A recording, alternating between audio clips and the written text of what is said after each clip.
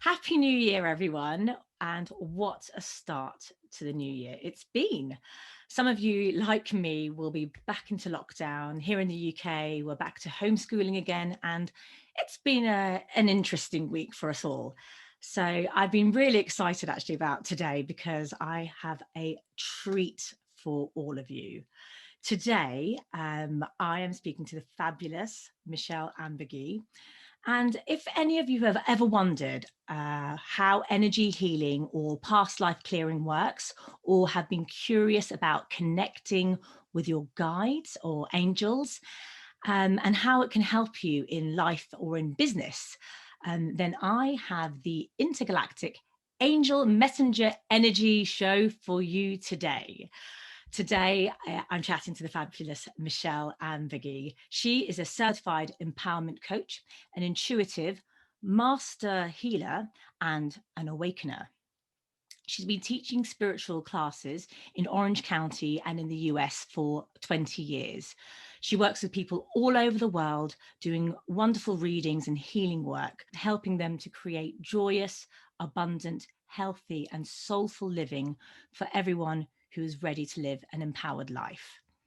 Michele is also a metaphysical science practitioner, a certified clinical hypnotherapist specializing in past life regression, a holistic health practitioner, certified psychic medium, certified biofeed technician, and has been trained in 22 powerful healing modalities, including Reiki, pranic healing, angel therapy, sound therapy, ancestral and incarnational clearing, EFT tapping, light language, chakra and auric healing, reflexology, aromatherapy, crystal healing, and she also offers office, workspace, and home clearing. Whatever your needs, Michele has you covered. Can I share a few more things, Michele, about you from your bio? Because it's amazing. Michele's also an accountant, bookkeeper, a published author, a blog talk radio host show, an international speaker, loves the UK, unicorns, and and is also a trained voiceover actor. She also comes from an incredibly musical background and uses high vibrational music, toning, angelic drumming, and crystal bowls to create beautiful healing experiences. And if you ever wanted a psychic and mediumship party, yes, that's a thing. Michele has been doing party readings via Zoom during COVID times. I am absolutely honored and delighted to have you here on the show, Michele. Welcome to Light Conversations. Oh my gosh, thank you so much. My gosh, when you're reading that, I feel a little bit emotional. Wow. Yeah, Thank you wow. so much. When you see it all laid out like that, thank you so much for having me on. I love you. You have got the sweetest, kindest, and most powerful energy of anybody that I have encountered in a long time. And I am honored to be here. And thank you so much. All the work that I've done, all this stuff that I've learned, holy moly, I'm like, who is this person? It's here to help people. It's here to be here at this time during this change, during this awakening, during this crazy stuff that we're going through right now, right? And it's so amazing that I've been working on all of this for 20 years, but I realize that all that stuff you listed, everything you talked about, all this training, it was all really for me to be ready for this time period that we're in. And it's amazing because beautiful people such as yourself are now popping up where we're all joining together to be here at this time. So thank you. Thank you so much. I'm so excited to be here. Yay! Yay! Thank you. I mean, it's amazing. Absolutely. Your bio is incredible. And I'm really excited that you said yes to come on the show. And I'm happy to have you. So happy to be talking to you. So before we dive into the interview, tonight is a new moon. And I know that there are loads of stuff going on spiritual and energetically. Would you be able to share perhaps some of the importance of these few days that are going on around us, and how people could harness this energy? Sure, absolutely. Right now, I believe it's a new moon in Capricorn, and if I'm not mistaken. And what that means is now it's kind of like what I was just saying. It's time to take all that we know, all that we've learned, all that we've gleaned, and to really begin to put it into action. Capricorn is about action. Capricorn is about kind of getting down to business. Really, the Archangel Michael is telling me putting the rubber to the road, as they say, where it's like, okay, you've read the books, you've taken the classes, you know, you've done the workshop, you've done the meditation. Now it's time to apply it, right? Apply Mm. it to your life. Where are you going to use this? What are you going to do? It's almost like the universe is saying, and oh my goodness, there's so many angels talking right now. It's like the universe is saying, no more dilly-dallying, get to work. Mm. And that's what this time period is right now. And that's why we're seeing so much action in the world. That's why we're seeing so many people getting to work um, in positive ways and negative ways, right? Right. Because the Yeah. universe is calling for action now. Mars and Aries usually are action, the action moons, the action time. But Capricorn is really about solid action. Capricorn is about um, making something, creating a structure, creating something to work from. So this isn't just about Mm. getting in action, but taking all that and building a solid structure with that you can use from this point forward as well. So this is really powerful, very powerful moon. A lot of the astrologers are saying this is the most powerful new moon of forever. Kind of is how they're putting it. So Okay. I actually watched Gregory Scott, who's Right. down in Glastonbury. He's an astrologer and a reader. And he was saying, this is it. This is it. This is your time.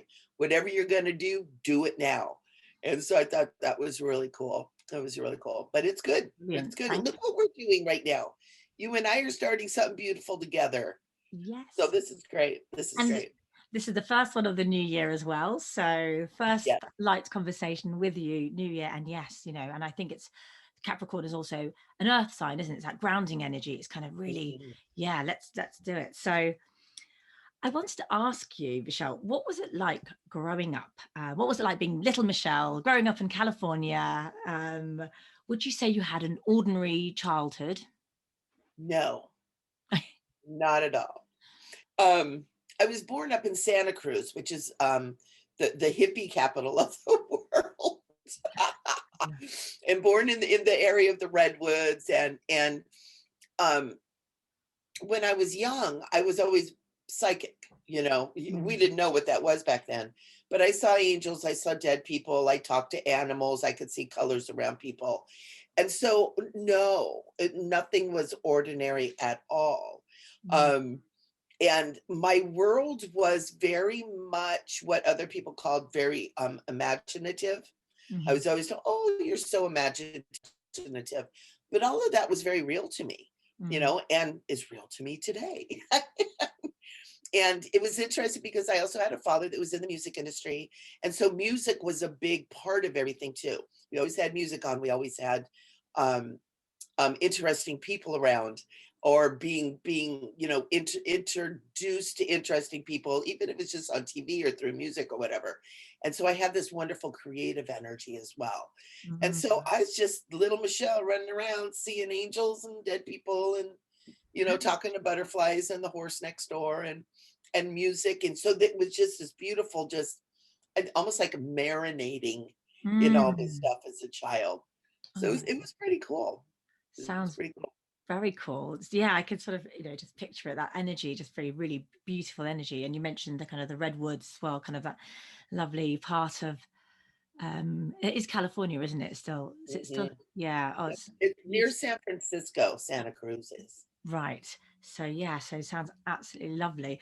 And so were your family kind of like, oh yeah, that's, Michelle, did they think you were being imaginative, or do they understand the kind of the angels and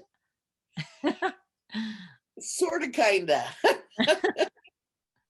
In my later years, I came to realize that my mother and my grandmother were fairly psychic. But back then, Mm. and this was, the 60s, even though it was all the hippie era, I don't think anybody really talked about it or brought it up. I was told a lot that I was very imaginative.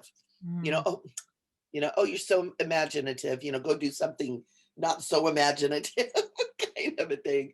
But yeah. they couldn't deny something was going on when I come running out of my bedroom and go, Nona's on the phone, Nona's on the phone.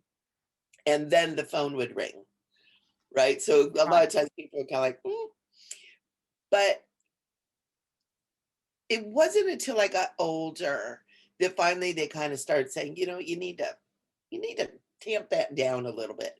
I think as a kid I could get away with it up until I was about 10. Mm. And then it was like,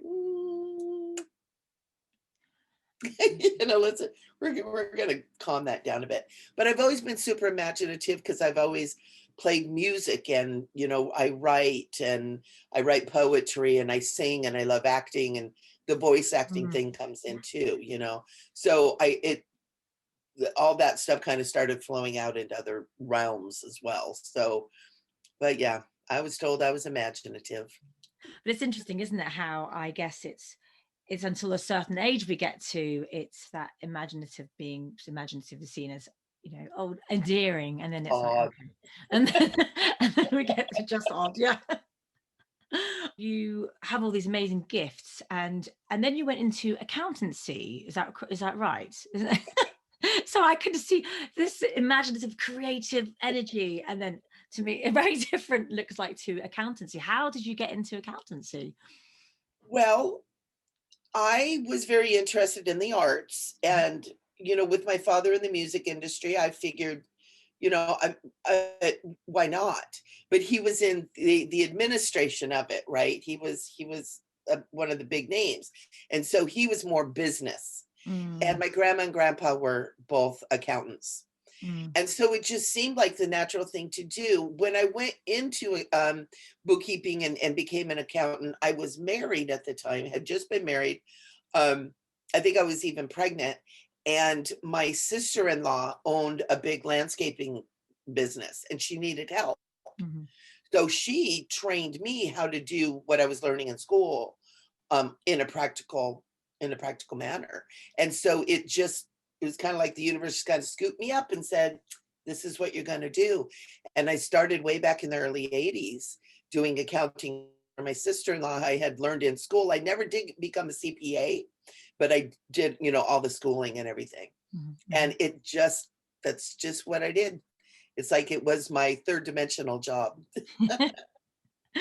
so so going from the third dimensional, what happened when you're doing your accountancy and you had all these amazing gifts that you wanted to share? What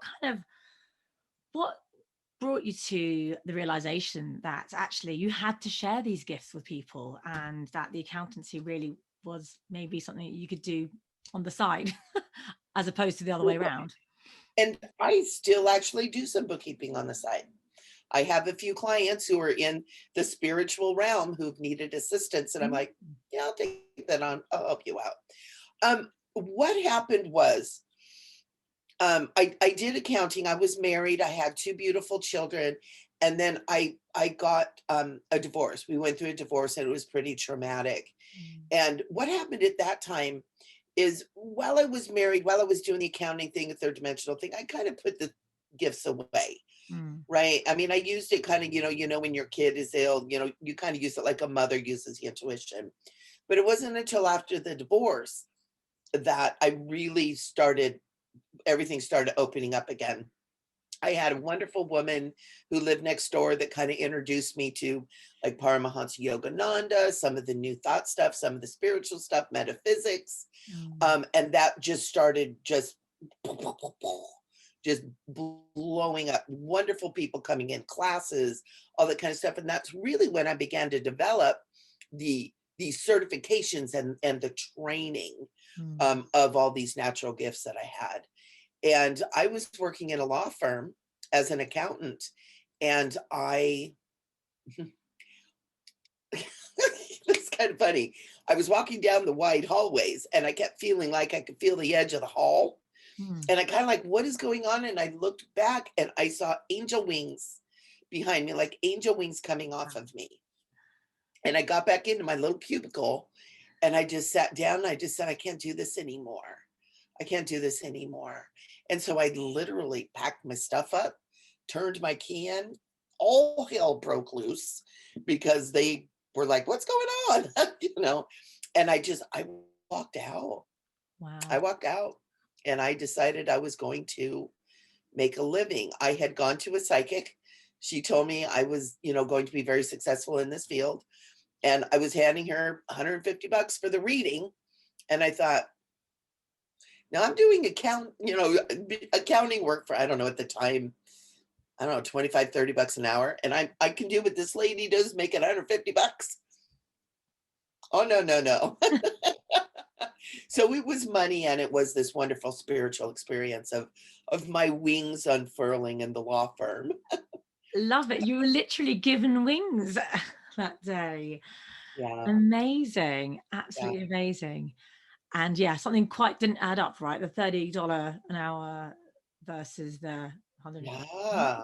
It's like, how can I could use my gifts and have a business out of it, right? And make money. Yeah.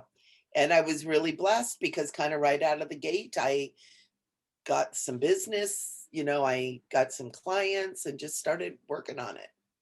I'm not really sure how I did it, honestly, because I know so many times when I looked at, how much money I have in the bank, how many bills need to be paid, it doesn't look like it's going to happen, but it always did.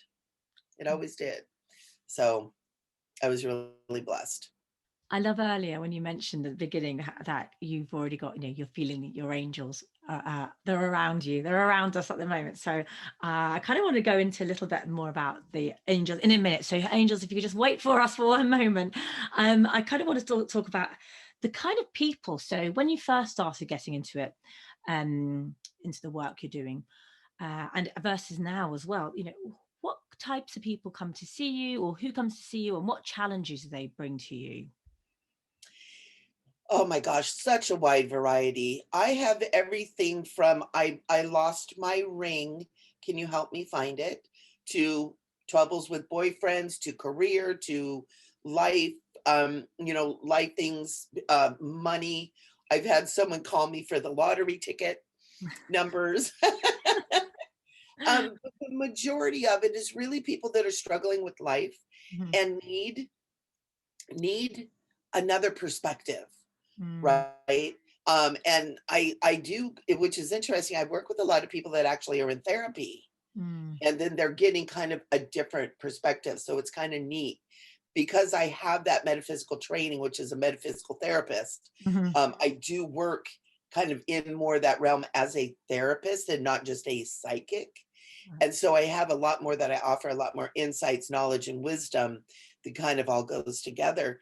But, you know, I get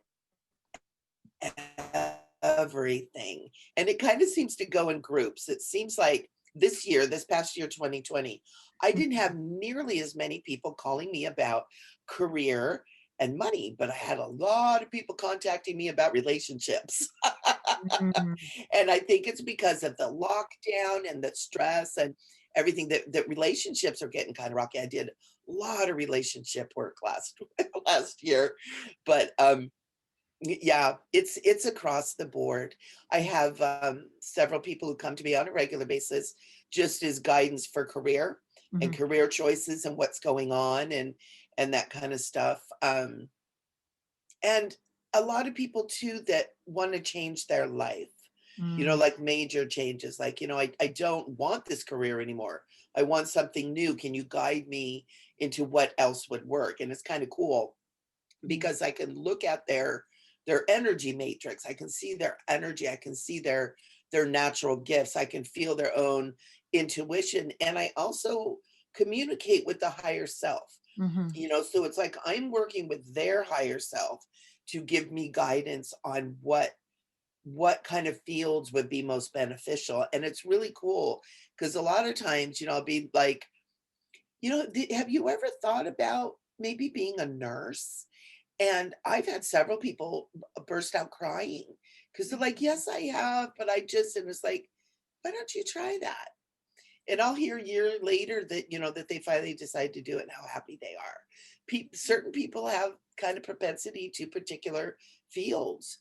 And it's really neat when someone is looking for that change and finds what they're looking for. It's a blessing. It's a Yeah, blessing.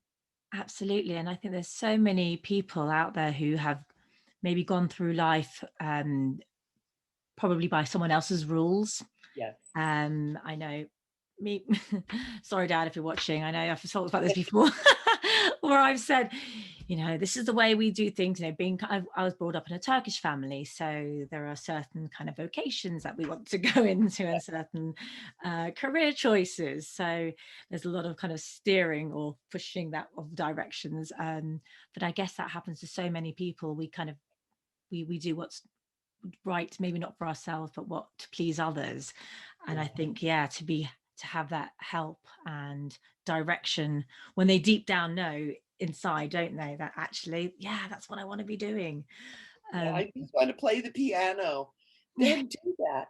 And you know what happens too is I use that ancestral clearing that sometimes will clear those bonds, right? Clear those expectations, clear those kind of belief systems that a lot of people have. And it's neat. It's very, very powerful. I actually used it on myself. I go and I get the healing or I get whatever, and then I learn it. And Right. so it's kind of neat. That's kind of how I ended up with so many things. I needed that much help. Oh, brilliant. And then you share it. So learn it and then you share it. Hey, if I know about it, I may as well share it. So, Oh my goodness, you have so many, and I'd love to spend hours talking to you about each and every one of them. We're going to have to do several interviews, I think, conversations, because it's brilliant. Because actually, what I was going to say was, you remind me of Mary Poppins, right? You've got this bag of tools that you bring out. And this Mary Poppins bag, it just keeps coming out. It's amazing. So do you then decide which tools to use for the clients that come to you? I guess they give you kind of a brief in the kind of the corporate sense, is like, this is my challenge, this is what I need, this is what I'm looking for, or maybe they don't know what they're looking for. right. And then you will go, okay, actually I've got my Mary Poppins bag, and I will bring out the specific healing tools or energy work that's going to help. Is that the way you do it? It really kind of is. And I love that reference. Mary Poppins is my favorite. I just watched it over the holidays, the old version. Oh, yeah. The new version, the old version's amazing. But yes, I do. And because I am constantly in connection with my guides and angels, with higher self, I work with the intergalactics. I work with the spiritual hierarchy. I work with many of the councils of light. And so when I work with a client, I open up with a prayer that opens up the entire universe of knowledge and wisdom. And then when the client is talking, I'm kind of told and guided what is good, best to use. So I kind of mush everything together, put it in my little satchel, and then whatever is needed, we do pull out. And I love that because I've always called it my toolbox, but I'm calling it my Mary Poppins satchel from now on. Absolutely. Wow. Definitely. And and out of your Mary Poppins bag, can I ask you about the Selenite swords of light? Now I know it's pretty special and I powerful. brought one out for you. Thank you. This, and I know we talked about this before too. This is called the Selenite Sword of Light, and it is made of selenite, but the handle here is where the magic is. And that is the part that you hold as the practitioner. You're holding onto this beautiful thing. It's wrapped in leather. This one's silver. Right. And what happens is this is it's like an epoxy, I guess they call it, where it's filled with 420 different crystals. There are rocks from I think 20 different volcanoes. There's a little vial in the center that has a drop from all of the sacred sites of water around the world, like Lourdes, Lake Titicaca, Banff, Lake Shasta, many of the different places that are sacred places. And then this vial is wrapped with angelic language, the pictures of the main archangels with some of the sacred Sanskrit chant. It's got some of the stuff from the emerald tablets. I mean, this thing is just a powerhouse. And then this is a Lemurian crystal at the end. So we're bringing in the Lemurian. So Mm. when you hold this puppy, and it's funny, on Zoom, things disappear. But when you hold this, you feel that energy coming in. And it's basically used as a tool to work with the chakras. Right. And some of you may even be feeling it as I'm doing this. And then it's also used to kind of clear the energy fields. You know, we can do it like this down the body. It's used in many different ways. And what's really cool about this, you got all this power here.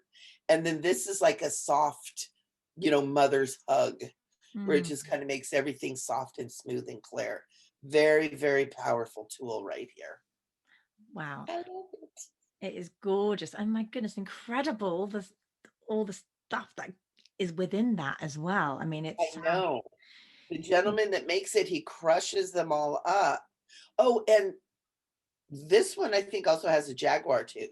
So this is one of the ones that is blessed by the jaguar tribe down in South America wow. by the Wow. shamans.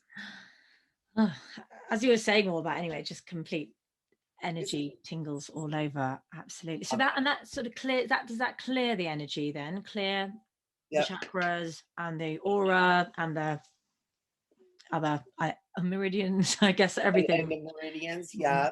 And basically what I do is I start with the chakras, and I use the 12 chakra system because I work in the ascended Mhm. chakra system. So I do that. So we start at Mother Earth, at the Earth Mhm. Star chakra, and we go all the way up to the intergalactic chakra, or the stellar chakra that's right Okay. at the great great central sun. So we're clearing you all the way through, Wow. and Yeah. then clear the fields, and it does clear the meridians too. So Because I'm familiar with the 8 chakras, but not the I don't know all the 12. I know there are 12, but yeah, yeah, I'm amazing. going to be introducing the 12 chakra system here soon as part of call it the spiritual energy matrix alignment, and be offering those healings and stuff as well. So part of Wow. the ascension process. Yeah, brilliant. I'm looking forward to hearing about those when you introduce them. So, have you found that more and more people are open to energy healing and the energy work that you do, or just in general, over the recent years? Yes, very much so. Yeah. When I started doing this 20 years ago, which was the early 2000s, it was thought of as kind of a fad. Hmm. Like Reiki was kind of a fad. Mm. Everybody got Reiki. Nobody really used it, but everybody got Reiki. Now it is taken seriously. Mm. People realize that it works, that it helps, um, that and also another thing that's changed too is back 20 years ago, people thought, oh, I'm going to go get a Reiki healing and I'm going to be healed forever. Now people realize it's a process. Like Mm. if you have 30 years of negativity stored in your body, it's going to take more than a 1 hour session to clear that out. So people are also understanding it's a process, it's something that they work with. And it's why I love teaching Reiki, because Mm. it's like, just like the way I do it, I learn it and share it, that they can learn it and, heal themselves, but also heal others if they wish. So I'm finding a lot of people are getting trained in it more as well, Mhm. because it's a powerful healing modality, and it's the perfect foundation for all the other healing modalities that Mm. are just popping out everywhere all the time. It's amazing. People are channeling these wonderful modalities. Yes, absolutely. They're so amazing. I know someone who does Atlantean healing as well, which I think is different to Reiki, but There's a couple different things. I actually channeled through Atlantean Reiki, which I know a lot of people do it out there now. Channel through the whole process and the symbols and what the symbols oh, were for and everything. And so it's kind of cool so when when it pops up. You just said that, but there is really, that's amazing. yeah, it's cool. And a lot of the Lemurian and the Atlantean energy has been coming in really powerful powerfully about the last 5 years. So a lot of this is coming back in, and people are remembering. It's not even so much learning all this, it's remembering. To remember the healing, remembering who we are. And it's amazing. It's amazing. And I guess for viewers or listeners who might not be as familiar with the kind of the terminology, when we say remembering, it is us remembering from our pasts and our history, I guess, isn't it? Remembering from before, I guess our souls remembering as we are. People are going for more healing and energy work, and are they moving away from the therapy work? Is there a sort of move from the more traditional types of therapy and counselling going into it, or is this kind of seen as this is something to help on top of that? I always invite my clients to stay with their therapist. That's what they're doing, and doctors, right? I feel it's something that we should all be working together. I've been through a lot of health challenges the last 5 or 6 years. I had a hip injury. I injured my hip belly dancing, and it kind of became a problem. And I had, doctors were like, well, here's a pill, surgery, pill, surgery. And I didn't like that. And I actually found a doctor, an osteo doctor, who was like, oh no, the energy healing and stuff. Oh no, this is great. And it was so wonderful to work with a doctor who honored that other path. And I'm seeing more of that. Yeah. I'm seeing more of the mainstream medicine starting to say, you know what, acupuncture, maybe that does help. Energy healing does help. Chiropractor, poor chiropractors, they've been thought of as being quacks for a long time. And it's important. And therapy, as far as therapists and psychotherapists and stuff, it can all be layered together. It can all work together. And I think that's something that, as a healer, as a metaphysical healer, we need to realize is we're not here to get rid of all that other. We're here to work in conjunction with them and to support all of it. Because we are, what happened a couple hundred years ago is we had medical doctors took the body, psychiatrists took the mind, and the church took the soul. And we've been split. And we're whole beings. We are mind, body, and soul. And one of the things with holistic healing is we bring all that back together. And so that's why it's bringing it's bringing us back together, and it's bringing us into that understanding more of oneness, that we aren't separated in self or from each other. So it's needed. It's time for all that. Yeah, that's so interesting how you put it, actually, the church and the doctors, and how actually the mind, body, and soul have been split in that way, and actually we're pulling it back together. And like you say, I love how you've just said it's about complementing each other, working together, and actually the doctors now recognizing this stuff is also needed. I know my general practitioner here, the GP doctor down the road, said I went to see him about something, and he said to me, Tuğçe, we need more life coaches to be supporting our patients. and he said, we need to be working together. And actually this happened before COVID, and I did drop my CV over and my resume over with a few things and a card, and then COVID hit, and I haven't heard, because I was meant to speak to he wanted me to speak to the manager of the practice. And so it hasn't happened yet, but I just thought, and it was a doctor who I've been going to as a patient for many years, and I would never in a million years thought that's his way of thinking. But he said people just need some spiritual life coaching here. And so I'm so glad to hear that. It's amazing, isn't it? Yeah, I mean, exactly. It's how we work together, and like we said, we're not trying to everyone's role, like therapist role, have different roles and different things that we need to do. They need to be able to do something for someone, and we can just add on top of that, or however we work together.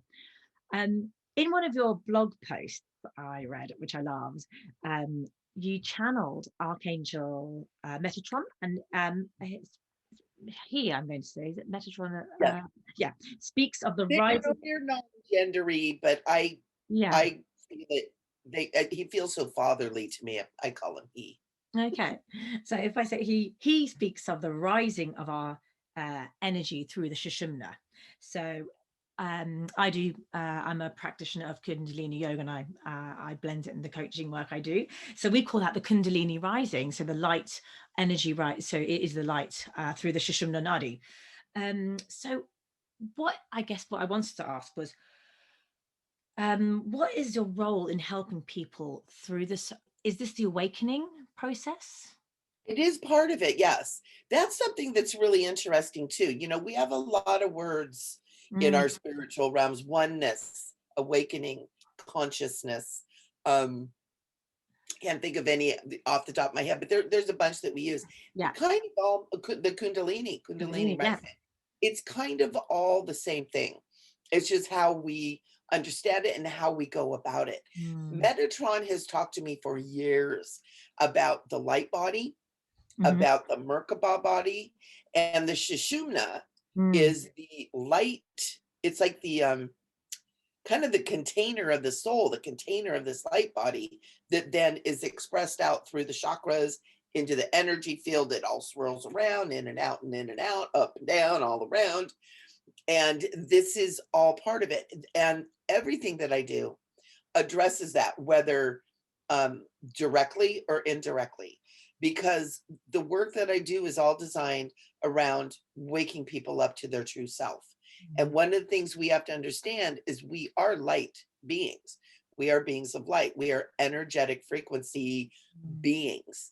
And that frequency part of it is the light that we hold in our body, in our cells, in our chakras, in our energy fields.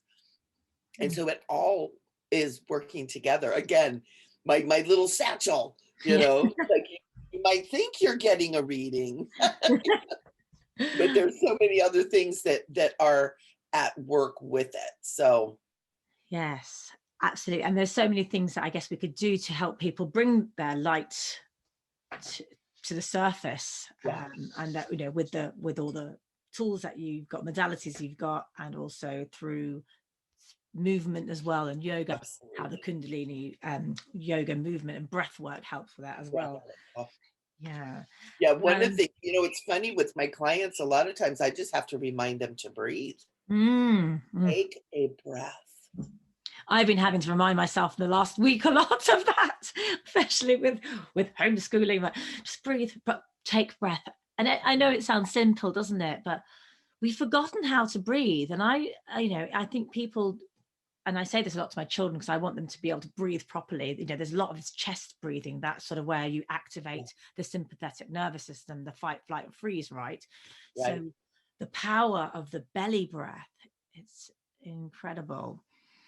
And that's all we need is our breath. right. And it's interesting what we're going through right Mm, now in the world is all about breathing. You right. know? Yeah. It's like, what's going on here? We Mm, need to remember to breathe. yeah, indeed. We just talked about Archangel Metatron. If we could carry on that theme of the angelic realm, I think there are very few listeners, quite well, listening to this show or watching the show, who might not be so familiar with the angelic realm.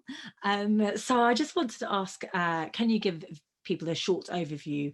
Um, why is it that some people can reach the angelic realm, or what is the angelic realm, and why can some people so shut off from it? Well, one of the things is really just belief systems is a big reason why people are kind of shut off from it. Everyone has access to the angels because the angels are part of who we are. And that's moving into that oneness consciousness. Anything we picture or think of outside of us is within us.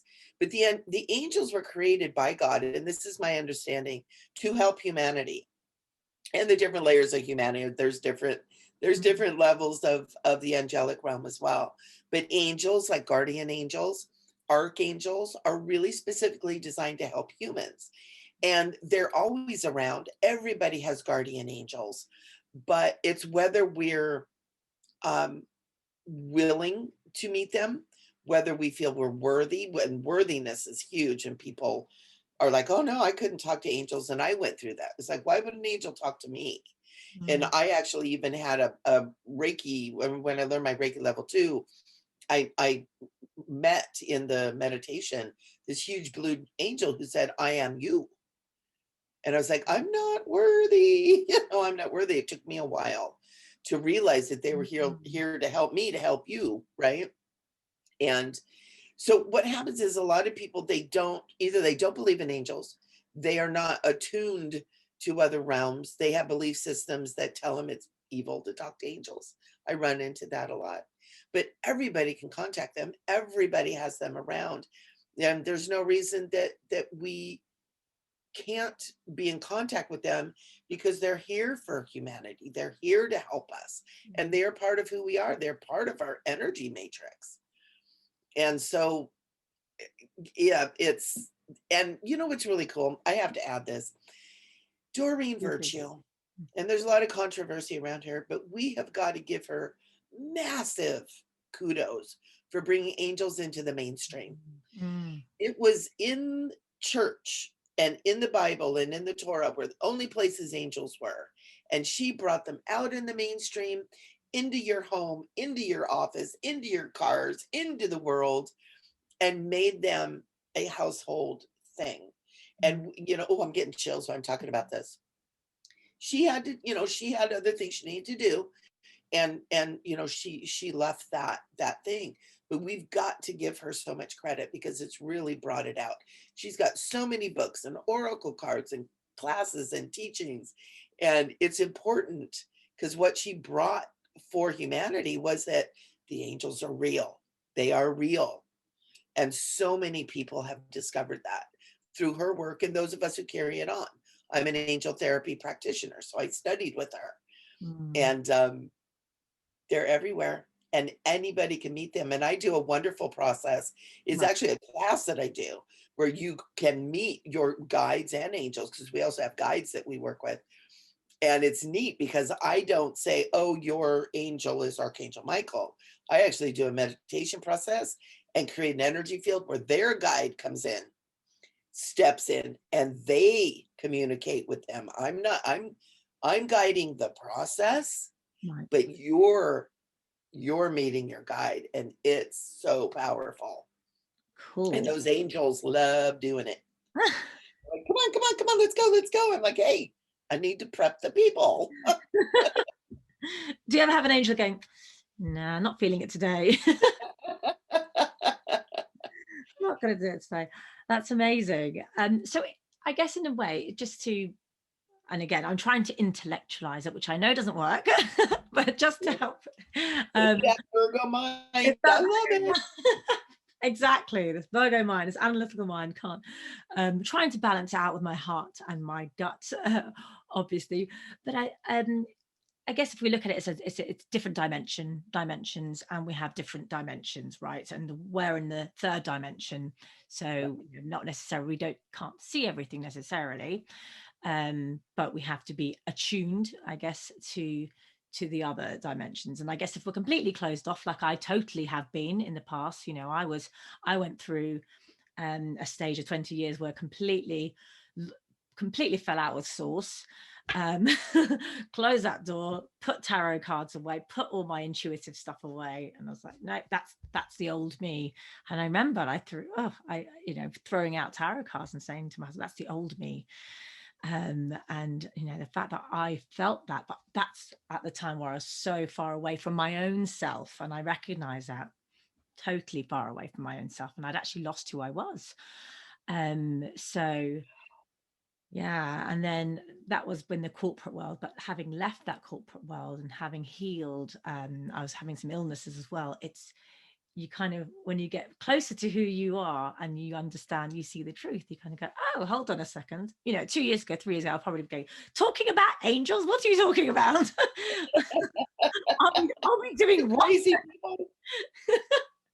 I'll be. Well, and that's one of the things too, is it's frequency. It's all about frequency. The angels are a higher frequency. The angels are always around. They're always here, but it's what we are attuned to. And most people don't see beyond, sight, hearing, taste, smell, all that. And but there's a whole world beyond that. But now that we're moving through the shift, these veils are getting very thin. And I hear all the time that most people are like, oh, yeah, I have had a few interesting experiences. When you really get people talking, almost everybody has had some kind of spiritual experience of something that cannot be explained, a light, a face, a whatever. And it's pretty magical. But what happens is a lot of people believe that if the angel doesn't come in front of their face and say, hi, I'm an angel, and they can see them with their eyes, that's like, oh, that can't be true. But the angels communicate, with our consciousness and through our imagination. The imagination is the tool, the portal that spirit uses. And most of us have that imagination kind of pinched off when we're little, just like we were talking about earlier, right? Right. And so we don't allow those perceptions to come through because it's just your imagination. No, it's God, God is creator, the universe, angels, your guides speaking with you. And so one of the things that I do is I teach people you have to open up that imagination. You have to allow yourself to say, oh, that's my imagination. Yes, it is. And it's how that works. And then people begin to allow the visuals. Oh, I do see. I do see an angel. I do see a winged figure. I do see a face coming toward me. I do sense a thing and oh my gosh, it feels so good and warm and cozy. People begin to sense beyond and they allow themselves to use the sensing, the feeling like the empaths. I feel something. I see something in my head. I hear something in my head. We're so fixed on this third dimensional thing that if I can't see it with my eyes, hear it with my ears, feel it on my skin, it doesn't exist. And luckily that's changing and it's changing rapidly. Yes. Partially due to people like you and me. Yes, and the more of us light warriors around. Yeah, we're all popping up all over the place. Watching a video earlier about how many the senses inside us. There are more senses within us. I think how many million. I'm going to say a number probably not even real, but just so much 100 times higher than the on the inside than there are on the outside as well. So we've kind of really lost touch, haven't we, with who we are, sort of that from an internal perspective. And I'm definitely seeing with clients more and more of that kind of inward work and inner reflection. That's definitely happening, I think, more. Yeah, definitely. You mentioned, so there's the angelic realms, but you mentioned other as well. So there are other realms that we can be in touch with or connect with. Absolutely. Another thing is we all have guides. We have life guides. We have guides that are here to help us with relationship, with jobs, with navigating the third dimension. We have guides that help us to begin to communicate with the higher, communicate with God, as as we understand him, her, they, them.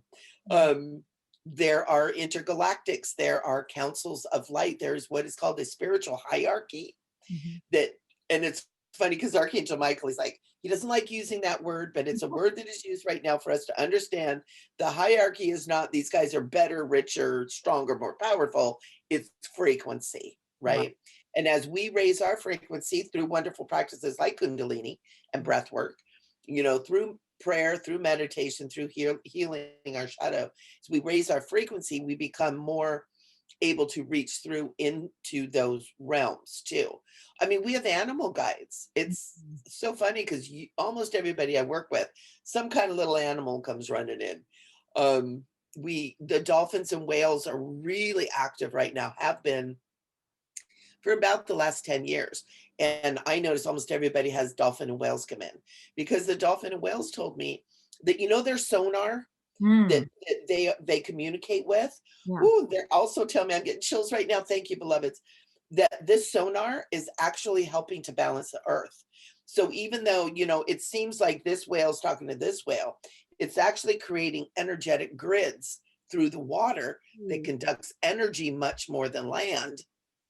And the planet is so much more water than land. and that it's energy grids to help balance the planet. And they're working extra hard right now because everything's shifting and changing, and the planet herself, Mother Earth, she's getting active.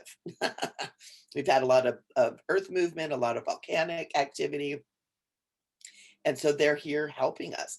And so we have access to the dolphin and whale consciousnesses that are love.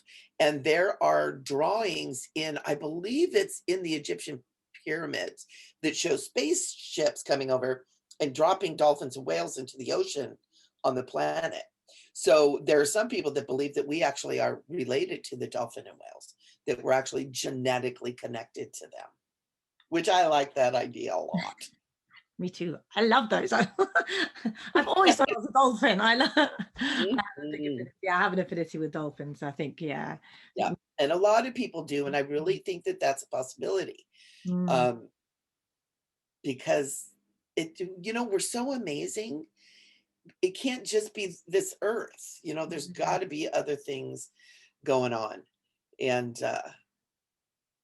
but until science proves it, we're not supposed to believe it. Yes. But I say on that. Exactly. What could you give anyone, any viewers or listeners, a tip on, just a really short tip that you could give to help them kind of with the imagination, to be able to connect better? Absolutely. One of the first things, and I any of my my students or any of my clients who are listening are going to go, oh, we know it's coming. Prayer, meditation. Prayer and meditation is the key. And prayer is opening up and saying, show me. And meditation is listening to what's happening in the body, listening to the thoughts that come up within the mind, listening to what's happening outside, a bird, music, a sound, a word from a child playing. I had an experience not too long ago. I was feeling kind of sad. My father passed away not too long ago, and I was feeling kind of sad, and I was just like, oh, I just need something good. I just need some yummy, and I was just like, just whatever you guys can do for me. I need some yummy. And I just kind of closed, and I started listening, doing a little meditation, and a little child's voice out on the street, I heard her say, I love you. Thank you. Right? So we listen inside and we listen outside. There's so many different ways to meditate, but I really like for people to take those moments and just listen. And Archangel Michael's laughing at me right now because I had to learn this lesson really hard. I went for a couple of years where every oracle card I turned over, excuse me, was listen. I'm like, I am listening. No, I was not. So listening is important. Asking and listening. Asking. So I think you said prayer was asking and meditation is listening. Meditation is listening. Beautiful. Yeah, very simple, very simple. And then trust what you got. If you hear something in your head, listen to it. If you get a little visual, I mean, to this day, 20 years of daily practice to develop my my clairvoyance, which is clear seeing. I don't see things outside all the time. Most of it is inside, and it's just little blips. Boop, information, boop, information, boop, information. It can be a cow, a purple dot, and a red car. And one of the keys is learning the language of how this information comes to you. And that's where prayer and meditation is a great vehicle to get you there, because you're sitting in that quiet and you're listening to the inner conversation. You're listening to your inner wisdom. And you begin to realize, oh, there's maybe I need to find the star. Oh, this happened to somebody actually, but driving down the road, like, oh my gosh, there's a big plastic cow on top of here in a red car. And, the painting is purple. I probably should stop there. Right. And it's like little things like that, paying attention, listening.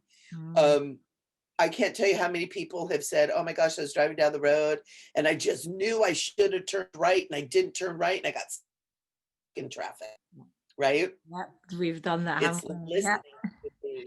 definitely.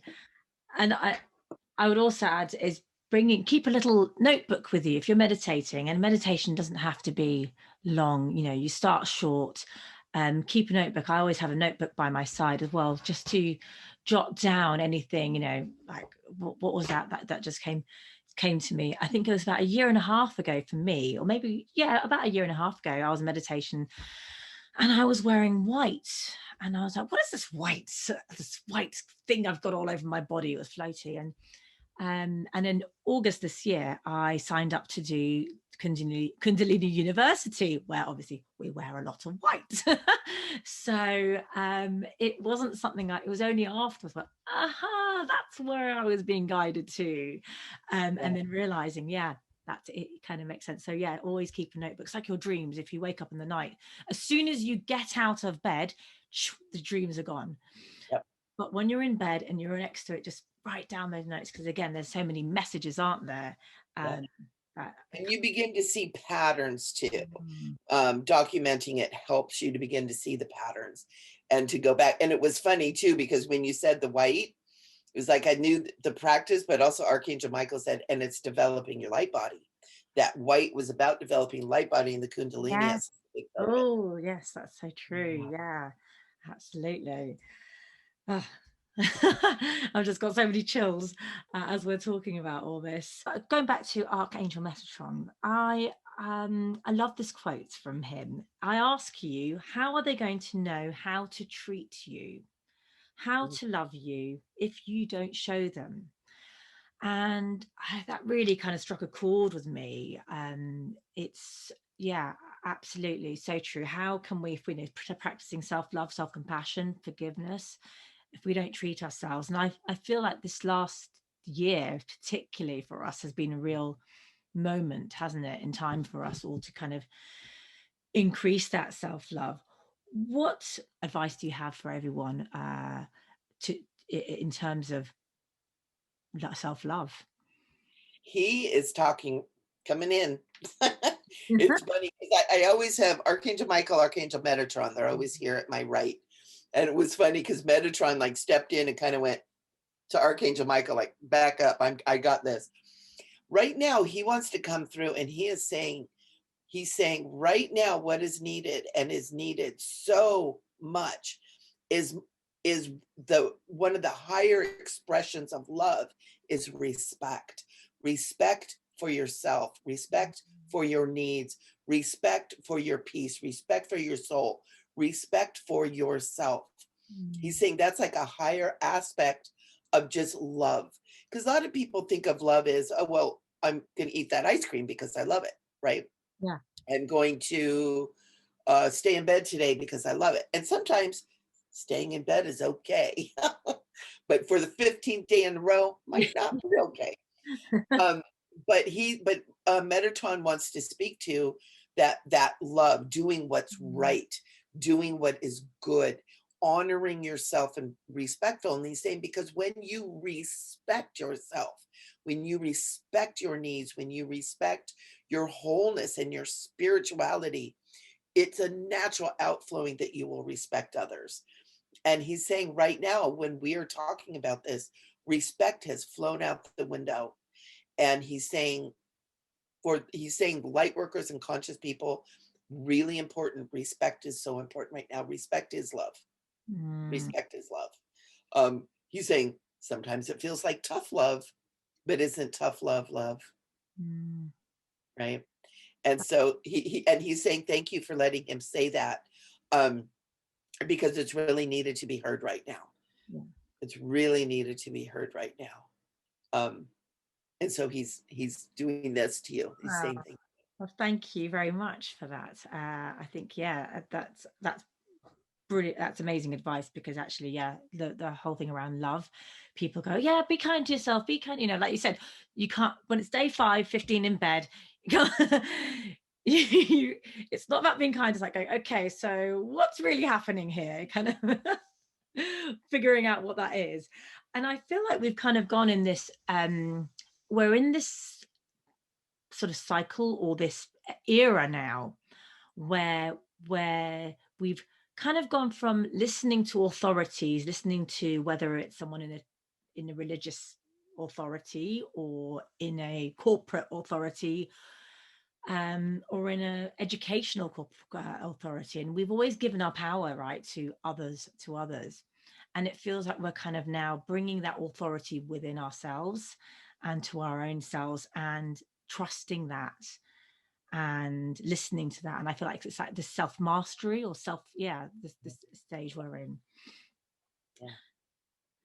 Yeah. Archangel Metatron says he'd like to address that as well. He's saying this is what the awakening is for us to not, okay, he's going to get real, to not be pawns for other people's stories, to not be the players on other people's stages, for us to begin to take our power back as divine beings and to begin to recognize who we are and to begin to recognize that we are not someone else's tool, that we are God-given sovereign beings of great power, great ability.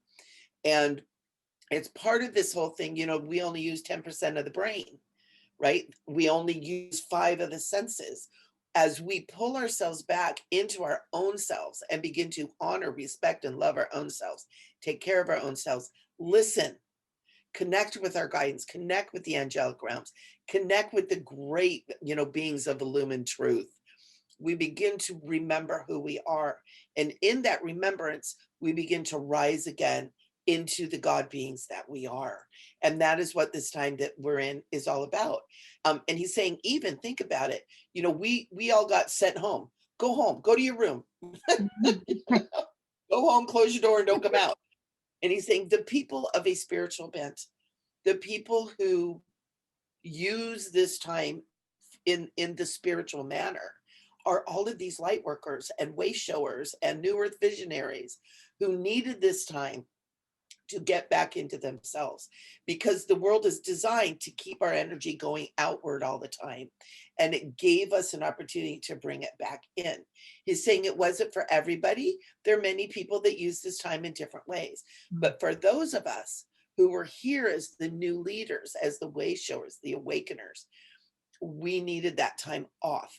And he's saying, and he wants to tell everybody who even started meditating once a week, thank you, good job, you've done beautifully, because it has shifted. We are changing, people are awakening, and the awakening is coming at a time that has been designed in the stars, in the heavens, in the universe, and we're doing it. It's working. And he's saying, unfortunately, it's not turning a light switch on. It takes many, many years for that to happen, but we're well into it. And he's saying this is what it's about. That's why we're seeing all this stuff coming up. That's what it's all about. We're waking up. We have been in a dark little corner for a while. We had forgotten who we are. We got sidetracked on this hamster wheel. And I always say, it's like, you're born, you go to school, you get a job, and you die. And we know there's more. And that soul's urging has led so many of us to something more. And here we are. And it's amazing and it's beautiful. It's confusing and it's scary, but it's amazing and it's beautiful. Yeah, and even Disney's got on board, right, with its new film Soul. So everyone watch it. If you haven't watched it yet, anyone listening to this, get your kids watching it. It's brilliant. It's such super cute. So cute. So I mean Disney's been kind of getting on board with it for a few years now, I think, even like with Moana and Absolutely. So it's wonderful. Like I said, it's it's scary, and I think we all got caught up with the shiny material world. Look what we can make and what we can get. And age of Pisces. Consumerism. Yeah, consumerism, Piscean age with the more masculine. Now I think we're shifting, right? It's all shifting. Definitely. And the Aquarian age is about humanity. You know, so we're going to see humanity being taken care of again and taking care of each other. You Yeah. know, it's so weird. I had a meditation not too long ago where I saw humanity. We're all in our little boxes, in our homes, in our apartments, with walls between us. We're in our cars, in our lanes. And I saw this like kind of from a out in space watching. It was like, oh my gosh, we put ourselves in all of our little boxes. And it's served us for a while, but we need each other. We are connected, we are one. And that separation, just like feeling separated from God, it doesn't work for a long time. It's not sustainable. And so that's another part of this awakening, is taking down the walls, you know, maybe not give up our homes just yet, but taking down the walls, you know, removing that separation from each other. And, you know, this pandemic and this whole thing has made it so much that we're separated. You know, I think that people are really feeling that pull towards community. They're realizing, wow, I really miss my neighbors. I miss my community. I miss seeing my friends. I miss seeing my family. And as this whole thing clears up and we're able to get back out there again, I think we're going to see people geared much more towards community, much more towards being with each other. And that's it's all part of that awakening too. It's beginning to appreciate each other. Yeah. And being able to live in this world where we do have different views, people have different views and beliefs, and actually it's okay to have something that's not the same as me, exactly the same. We can coexist, right? We can all coexist. It's not about shutting people down and saying, you stay over there, you walk, let's wall you up over here. So Yeah, yeah, it's I think fun. It's what makes it interesting. mm, You know, that's why I love to talk to people of other cultures. You know, I should have been a world traveler. I don't know what happened. I didn't have the finances for that. And so I did get to travel the world. But now we have this. yeah. You know, we can talk to people all over the world, and it's so exciting because there are people out there that don't think like me. What? You know, and it's so exciting to see. And it's what makes humanity powerful are our differences as Mm, much as what is the same. And we need to start Metatron honoring and respecting that, yes. right? We respect Thank ourselves, we're going to respect others. And because we live in this beautiful, diverse world you. with beautiful, diverse beings. And that's including, you know, the animal realms and the other realms too. So And so I just, yeah, Metatron is just assuring me that all of this really is designed towards that end. And not everybody's going to go there. And that's another part of it. It's not for everybody at this time, but those of us that get it, that have that soul urging, that are moving along, we're blazing the path, right? Somebody's got to cut through the jungle. with your Selenite sword. With my selenite sword. And I know you're going to take us through a short meditation as well, which I'm so honored. And I wanted to quickly ask you about the UK and how you love you've been to England and just your experiences here and what you encountered when you got here. Love it. I've always been fascinated with the British accent. When I was little, I used to pretend like I was British. In 2010, I was blessed to be able to go to England for the first time. And it was so cool because as we're flying over what they call the pig's trotter, you know, the little down there, and coming over, and the pilot announced it, I just started crying.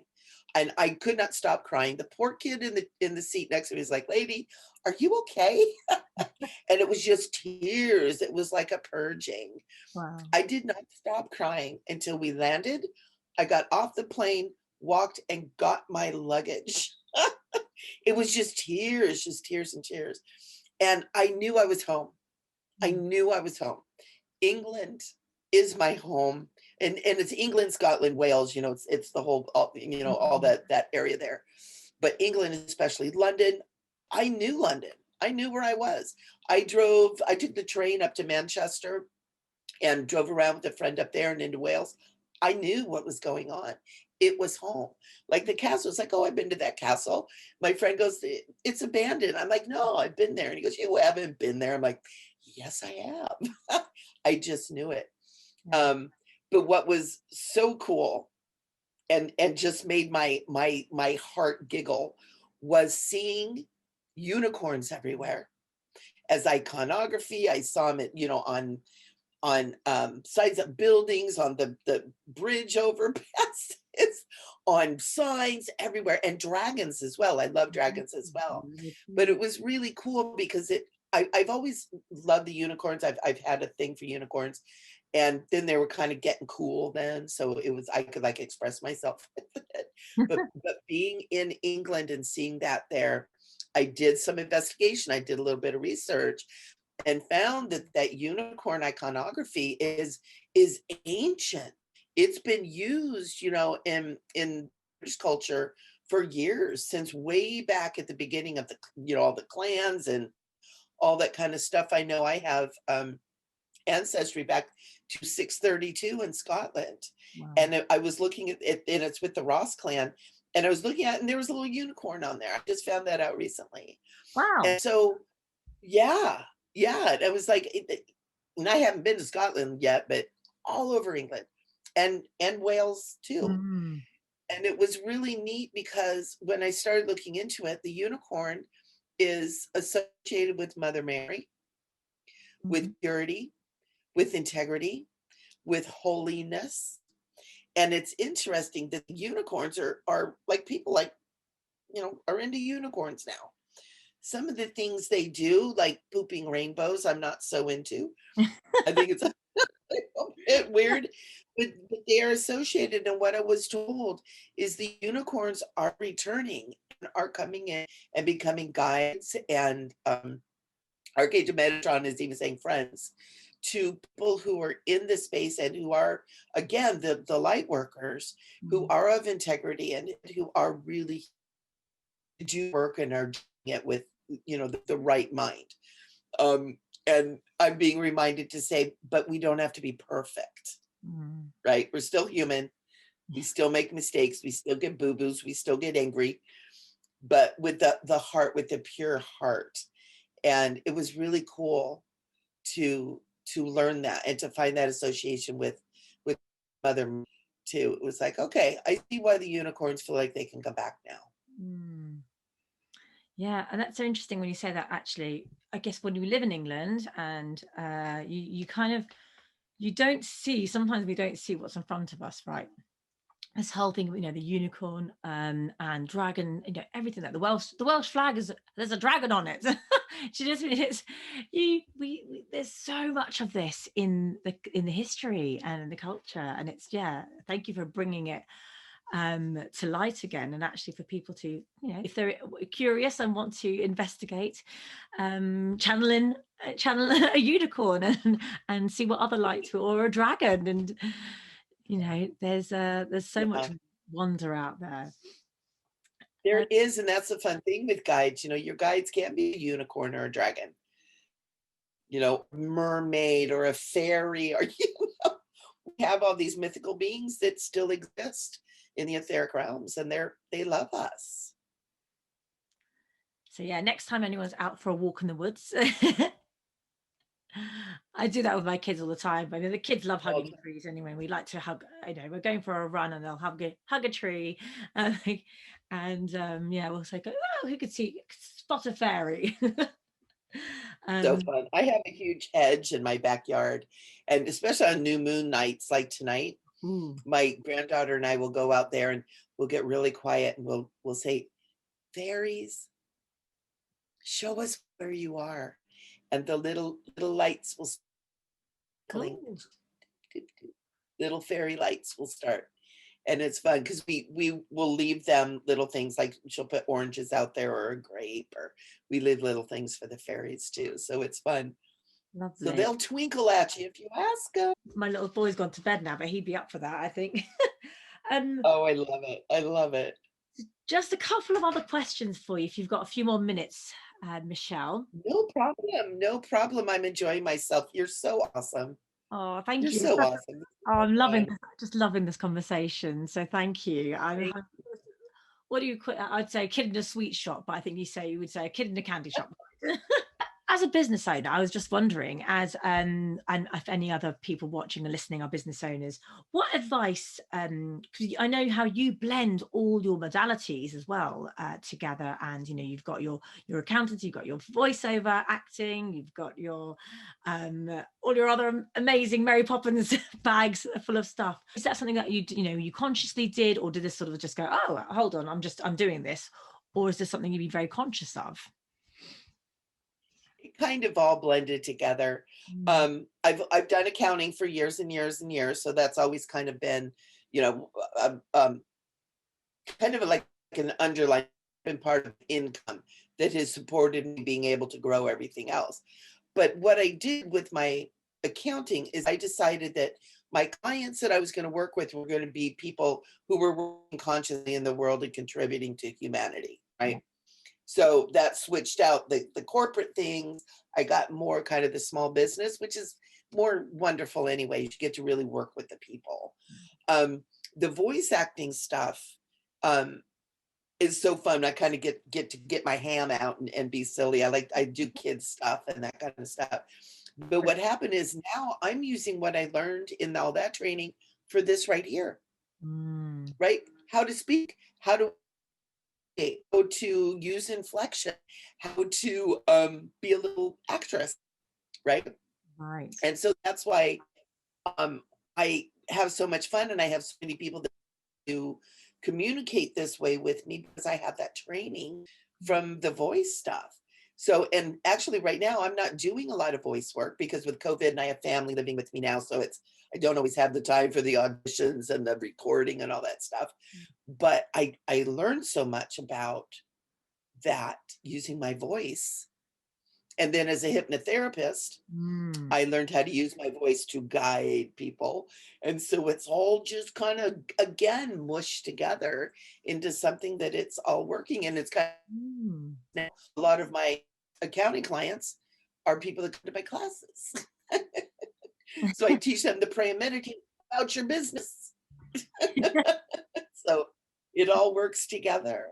Brilliant. Yeah, brilliant. I think that's brilliant. And it's great for people who are thinking about, oh, how do I get these things to work? But actually you can blend them and you know, be flexible with it. And because I again, like I've blended my two things together. It just seems to work. The Kundalini and the coaching. Yeah, Yes. A year ago I'd gone, oh no, that can't work together. But it is fun. And it is. you are a grandmother, and I wondered. I know you got your two grandchildren. Is it One, one a granddaughter, wasn't it? yeah. Um, what advice do you have for parents who may be juggling homeschooling and working? Do you have any advice that you could give them? One of the biggest things is our Megan's coming through again. Um, don't sweat the small stuff.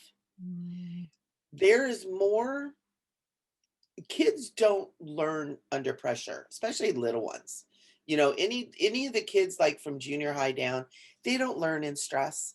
So make it as stress-free and as easy as possible. Teach them how to meditate. mm, Teach them how to still themselves, themselves skills they will use as they get older too. I know with my granddaughter with little Abby, she's like really high energy. She's an Aquarian, so mm.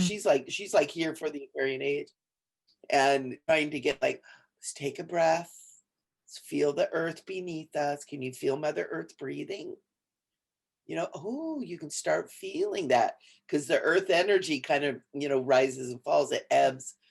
And just getting children back in touch with that. And I can't say it enough, get them out in nature as much as possible too. And so this isn't even around schooling. School's going to take care of itself, but it's how to nurture the children while they're experiencing this because it is stressful. It is stressful. And also understand, you know what, the kids that are here, they came here for this time. They came here with particular wiring to be able to handle this too. because a lot of times the parents are way more stressed out than the kids.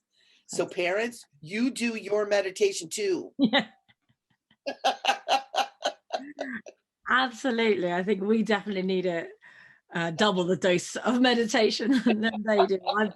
I've upped mine. I think when I spoke to you last week when we had a chat, I'd had a bit of a week off my sadhana practice. So you normally get up at 5:30, and I had stopped between Christmas and New Year's.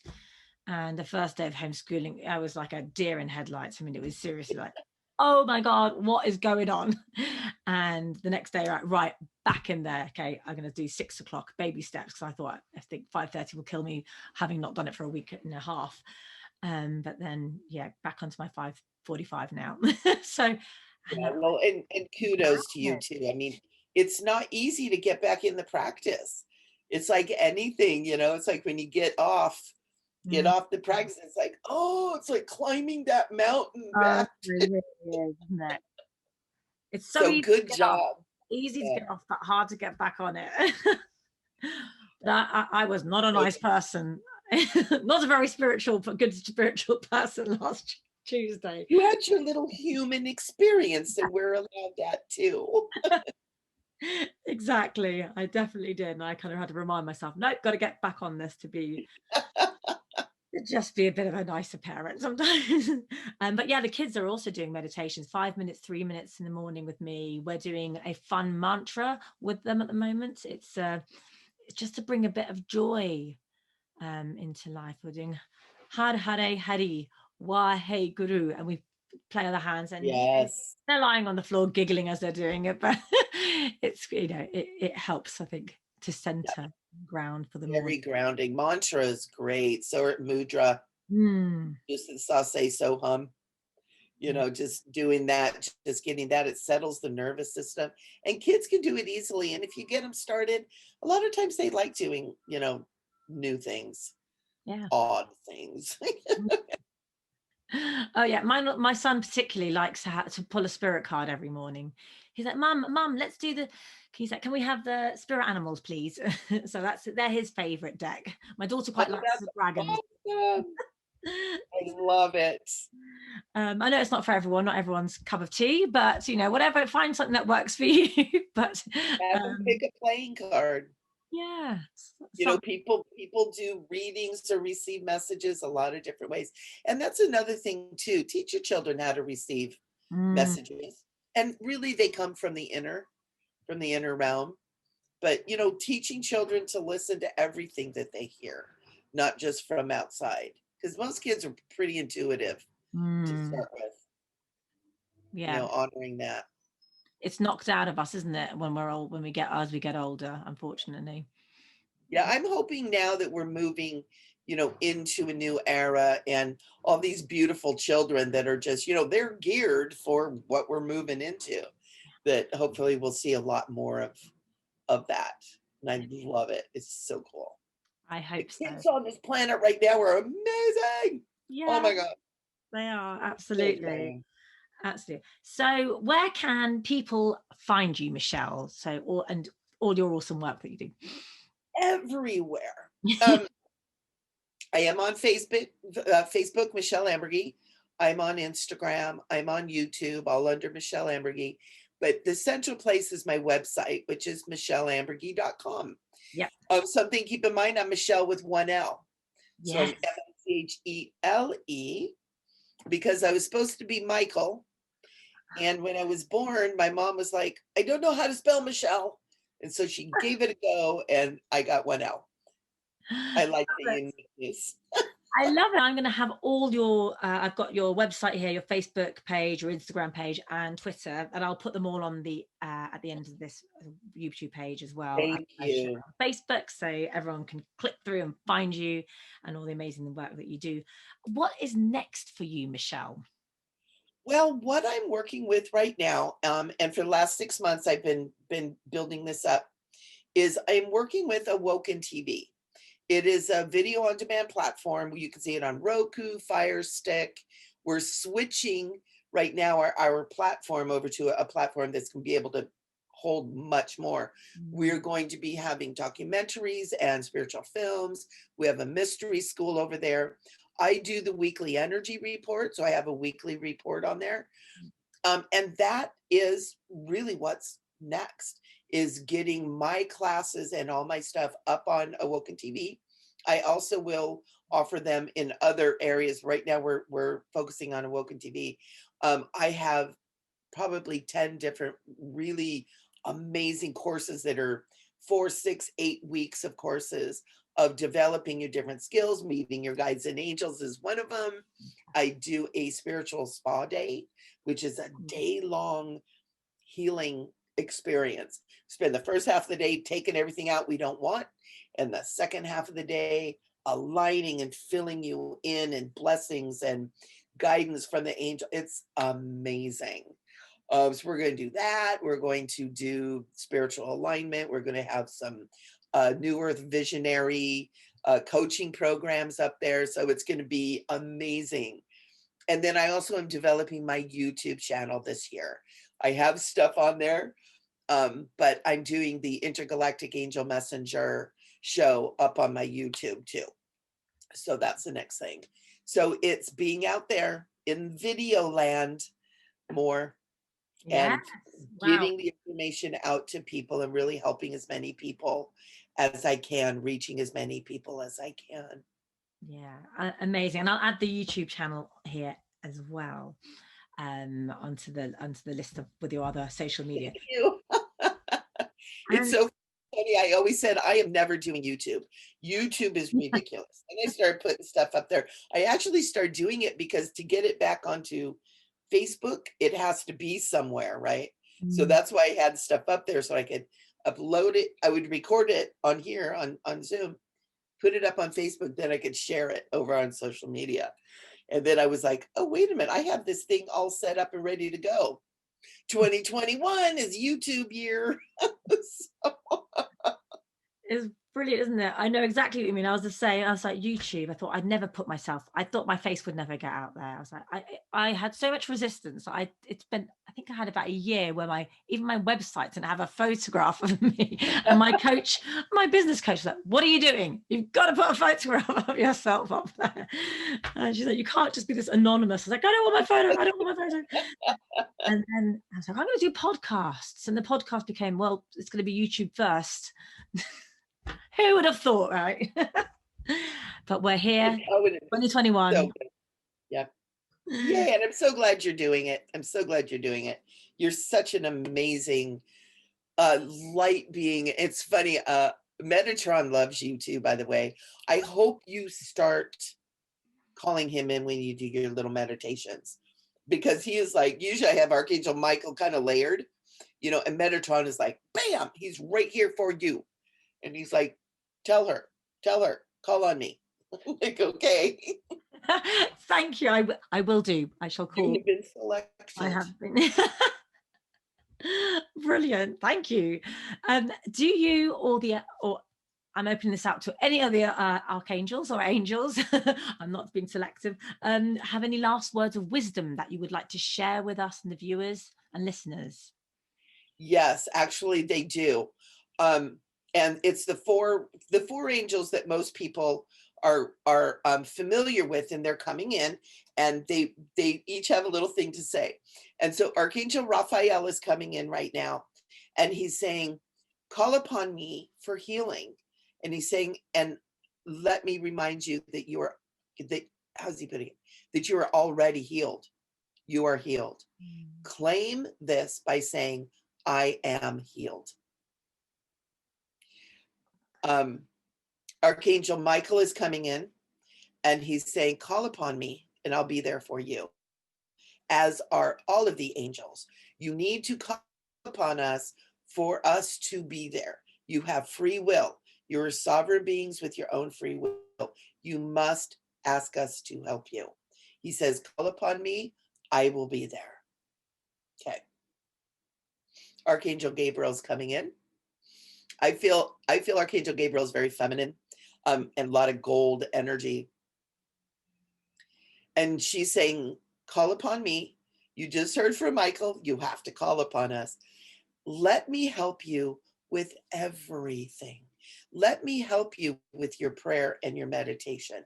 call upon me to assist you in how to pray and how to meditate. She's saying, I am the angel who takes your prayers to God, and I bring the answers back to you. Let me help you pray, ask God. Let me help you meditate. I'll bring you the answers. Beautiful. Thank you. And then Archangel Uriel is coming in. And he is the angel of alchemy and magic, making changes, shifting the violet flame. And he's saying, he's actually coming in. All of you that are watching right now, you may be feeling an energy shift coming in. And he's coming in with the violet flame of limitless transmutation. And he is wrapping it around each and every one of you that are willing to receive this violet flame. And it's the violet flame of limitless transmutations, cleanses and clears lower energies. Any of you that feel like you just need an energy clearing, that you just need like, just a refresher, Archangel Uriel is the guy to call. Just picture that beautiful violet flame around you. Violet being kind of a deep purple color. And Archangel Uriel is coming in and he's saying, receive this gift from me.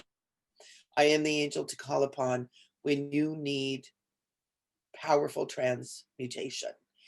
He's showing me that he's kind of leading the way in this awakening and this great shift that we're doing with that violet flame. And we didn't even talk about this here, but I really invite people to investigate the violet flame of limitless transmutation. Saint Germain is the ascended master who is the keeper of that flame. The Melchizedekian councils of light are the keepers. They're the alchemists as well, working with Uriel. They all work together to really help to transmute these energies as we move forward too. And Uriel would like to do a little meditation with everybody too when we're ready for that. Absolutely. Beautifully led into that. Yes. Thank you very much. Thank you to all the angels and archangels. That is absolutely beautiful. I think that is exactly what we all need right now. So yeah, thank you. They're all bowing to all of you who are listening to this. Archangel Michael is on one knee, holding his sword point down with his head down. And that is the bow of the warrior who has given up war and is moving into peace. It's like, I'm done with the war, done with the violence. I'm done battling. Wow. But he's saying not for right. He says, I lead the way. He's putting his sword up again. I lead the way into the new earth. But there is to be no more war. We're moving into peace, to balance, into harmony, into equality. And he's saying, follow me. Yes. Follow me. Yes, and I have the most major goosebumps ever. After that, let's definitely follow into peace, and let's be the light warriors and the way showers. And with that, if you could lead us into your meditation, we'd be honored. Absolutely. Absolutely. And Archangel Uriel wants me to share the crystalline archangelic Merkabah. So a Merkabah is what it is it's a 3-sided pyramid. Right. One with the point up, right? And one with the point down. And then they're into each other. So they look like, when you're looking flat at it, the Star of David, right? Or what's known as the Seal of Solomon. When you look at it third dimensionally, you have a point on top and a point on the bottom, and then the 6 points around. So what this is this crystalline archangelic Merkabah is the container for our light body. So it is the structure that we need to hold our light body strong and powerful. It's the structure that was kind of damaged on our descent into what we've been experiencing the last maybe 2, 3, maybe 4,000 years. And it's really important that we build it up and become aware of it again. So Archangel Uriel would like to share that, and then he's going to bring a little gift in with it. Are we ready? Yeah, ready. Okay, I'll describe this. So Right. we just call upon beloved beings of love and light, angels, archangels, and all of the angelic realms. Holy ones, we invite you to be with us. Beloved ones, I call upon Archangel Uriel, sacred and holy ones, to share with us the crystalline archangelic Merkabah. And he, of course, he says yes. So he invites all of you, just take a nice deep breath, just breathing in and breathing out. On this next breath, make sure you extend your belly. Breathe into your belly, breathing in, breathing out. And one more nice deep belly breath, breathing in and breathing out. We invite you to wiggle your toes, just feeling your feet, feeling your legs, your body, your arms, your head. We invite you to bring yourself back into your body, bringing yourself into your body so that you can be present with your life, so that you can be present with yourself. And then we invite Archangel Metatron to hold the heavenly point. And we invite Archangel Sandalphon to hold the earthly point. And then we invite Archangel Michael to hold the lower point straight in front of you. We invite Archangel Raphael to hold the lower point right at your right shoulder. And we invite Archangel Uriel to hold the lower point right at your left shoulder. And then we call upon Archangel Gabriel, who holds the point just behind the top of your head. We call upon Archangel Haniel, who holds the point again at the level of the top of your head to your right and in front of you. And then we call upon Archangel Shamuel to hold the point at the level of your head to the left in front of you. So it's as if you're sitting within this Merkabah. You can feel a three-sided pyramid around you, almost as if you're sitting in it now, almost like sitting Indian style. And you have the three-pointed pyramid with the point above your head. And then you have the three-sided pyramid that looks as if it's above your head and the point goes down into the earth. And so just using your imagination, allowing yourself to visualize this as much as possible. If you're having trouble visualizing it, that's okay, because it does take a little bit of time, a little bit of working with this particular structure to really be able to visualize it. But for right now, allow yourself to just feel it there.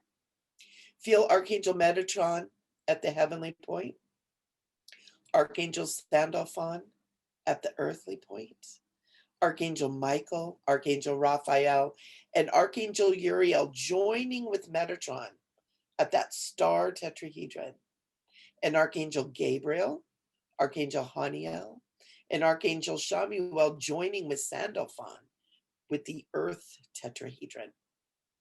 And we just begin to feel the structure around us. And Archangel Uriel calls upon divine white light to begin to fill this beautiful structure, filling this beautiful Merkabah with divine white light, allowing it to be the highest frequency of divine white light that each of us can handle. We call upon the golden light of the Christed energies, that unconditional love. And that golden light comes in almost like sparkling golden light, mixing with the beautiful white light. Then we call upon the violet light of limitless transmutation to move into this beautiful Merkabah, swirling with the white light, with the golden sparkles, transmuting, transforming, and transcending all lower energies, allowing you to lift your frequency, allowing you to feel lifted, to feel lighter, to feel happier, to feel free. And then we call upon the cobalt blue light of Archangel Michael's protection. And that beautiful blue light comes in and begins to swirl and dance with the violet light, mixing with the white light and the golden light as it swirls and dances like beautiful, colorful marbling within your beautiful sacred Merkabah. Allow yourself to feel the blessings, the healing, and the clearing of these presences.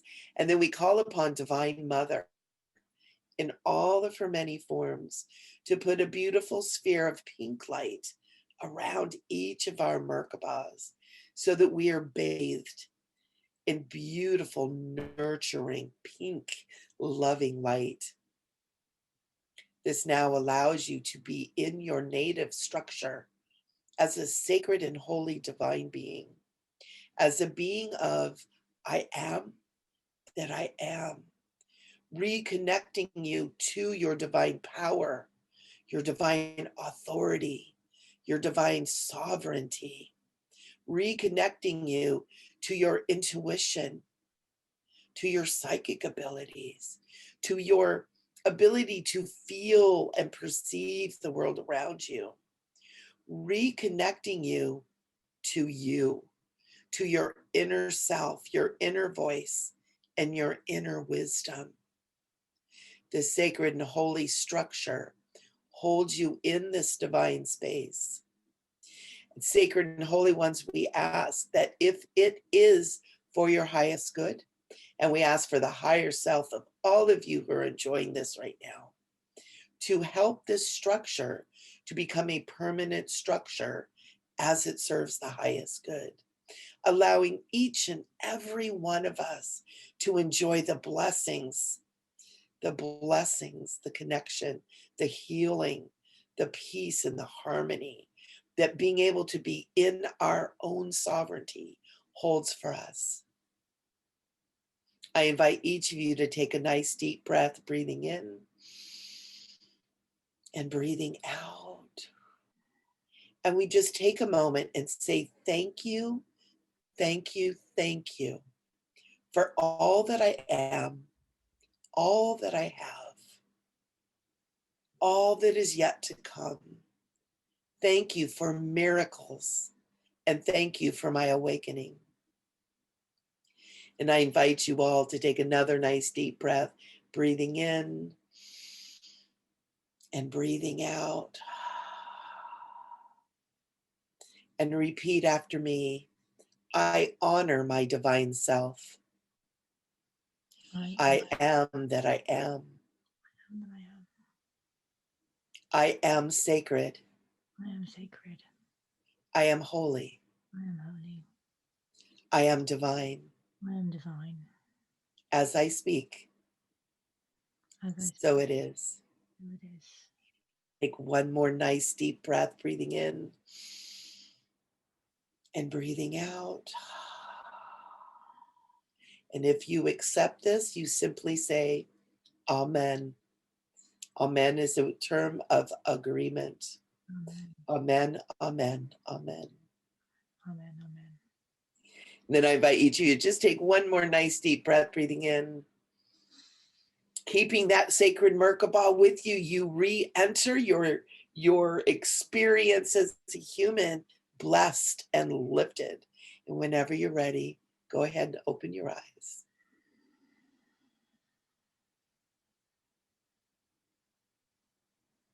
And no need to hurry. Wow. It's beautiful. You can take that with you.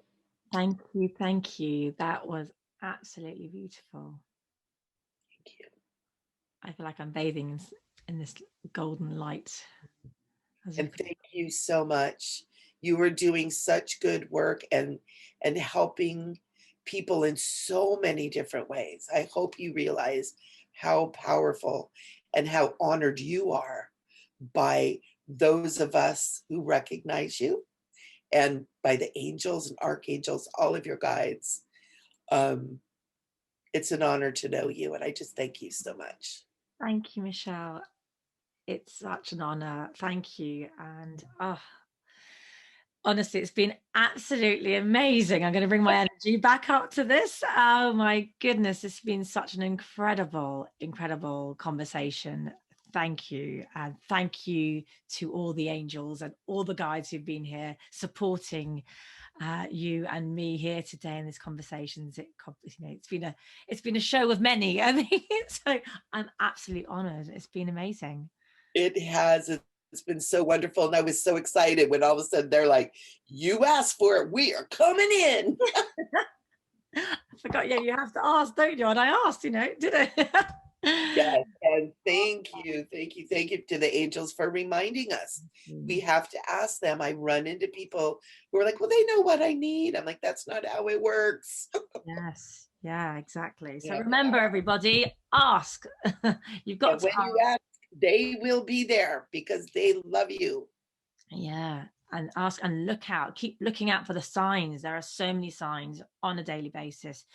Just ask and look for signs and just be open to possibilities. Be open to the infinite possibilities, and the divine is there. So Beautifully said. oh, thank you so much, Michelle. This has been awesome. Thank you. It has been awesome for me too.